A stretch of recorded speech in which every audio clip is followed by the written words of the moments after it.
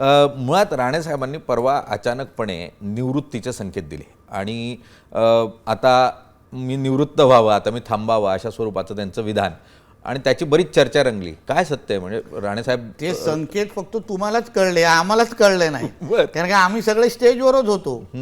जे राणेसाहेबांना ओळखतात, तुमच्यासारखे ज्येष्ठ जुने, तुम्ही तर वर्षानुवर्ष त्यांना ओळखतात.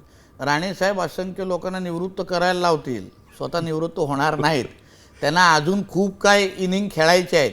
अजून त्यांच्यामध्ये मी तुम्हाला बोलतो 10 ते 12 तास काम करणारे ते आहेत.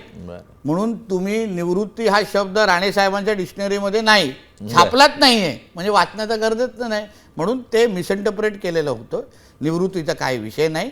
ते आपल्या भाषण करत असताना मी गप्प बसीन हे कर अशा पद्धतीचं ते सगळं त्यांचं समजवण्याचा तो प्रकार होता.